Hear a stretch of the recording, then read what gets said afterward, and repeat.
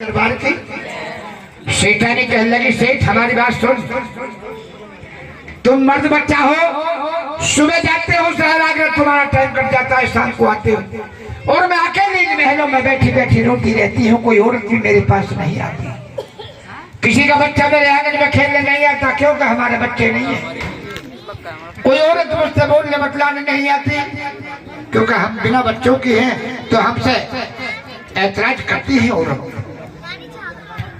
सेठानी कहने लगी, सेठ तुम शहर आगरे जाते हो, मुझे भी ले जाया करो, मेरा टाइम कट जाएगा, मैं रोने से बच जाऊंगी, इतने बड़े महल में मुझे डर भी लगने लगा। सेठ कहने लगा, ठीक है। सेठानी का हाथ पकड़ लिया, शहर आगरे की छोटी छोटी गली घूम रहे थे, एक गली में एक माँ की मूर्ति लगा के जय माता की कर रही थी।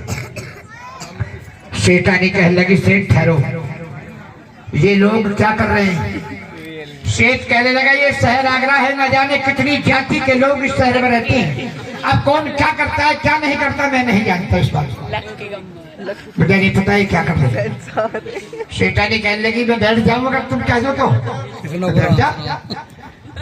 सेठानी बैठ गई, सेठ भी बैठ गया, और जो भक्त बैठा था दरबार पे वो खड़ा हुआ, कहने लगा, आज जितने यहाँ आए हैं भक्त लोग पंडाल में, अगर किसी को मांगना है तो मांग लो, बागा खुला दरबार है, आज जो भी कोई मांगेगा उसे वही मिल जाएगा।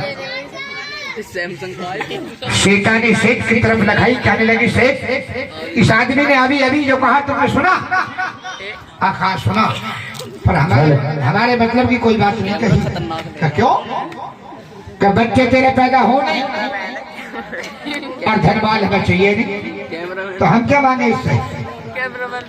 सेठानी कहने लगी, मैं मांग के देखती हूँ।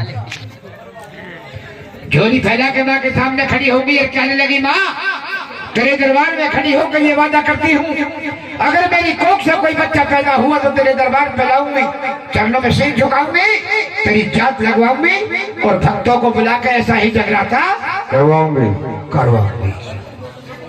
माँ कहने लगी, सेठानी तेरे जैसी औरतों को अगर मैंने बच्चा ना दिया तो आने वाला जमाना कौन मानेगा, कौन जानेगा, कौन पूजेगा मुझे? मैं तो तेरे जैसी के लिए हूँ। सेठानी की अर्जी मंजूर कर दी और 1 साल में सेठानी की गोद भर दी। जब सेठानी के गोद में बच्चा आ गया, सदियों से बच्चों की भूखी सेठानी उसके लालन पालन में लग गई, और सारी दुनिया भूल गई और इसे भी भूल गई। 5 साल गुजर गए। माँ कहने लगी, ये तो जगराता करवाती कहिए, मेरे चरणों में सिर झुकवाती कहिए, जात लगाती कहिए, ये तो नाम ही नहीं भूल गई। माँ दुर्गा ने क्या किया, उस लड़के का नाम रखा था सेठानी ने ध्यानु। अब धानु के शरीर में कोड़ पैदा कर दिया, कोड़ इतना कर दिया कि उसके शरीर में से फूट फूट के निकलने लगा। शहर आगरे वाले कहने लगे, सेठ इस लड़के को लेकर निकल जाए यहाँ से, या इसे भगा। क्यों?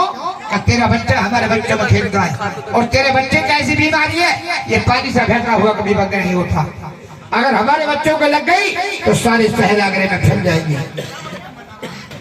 सेठ कहने लगा, हे भगवान एक बच्चा दिया, उसका भी बीमारी ऐसी लग गई कभी ठीक नहीं होती, अब मैं क्या करूं? मेहरबानो, सेठ अपने घर आता है और सेठानी से पूछता है कि औरत की जात है, अगर मैं इसे अकेले में ले जाऊं और इसे बाद में पता पड़ी न जाने क्या कर लेगी, क्योंकि इसके बड़ी मुश्किल से जीवन में एक बच्चा पैदा हुआ है, और बच्चे का जो मैंने गायब कर दिया इसे, और ये पूछेगी तो मैं क्या बताऊंगा। अब सेठानी से पूछता है क्या होता है। अरे भाई धानु, ओ धानु। हाँ क्या बात है पिताजी? भैया हमारे पास एक काम कर। हाँ कहिए। तू अपनी मम्मी को बुला के ला। अच्छा आज इमरजेंसी कहाँ? ठीक है, अपनी मम्मी को बुला के लाओ बेटा, भागे भागे जाओ।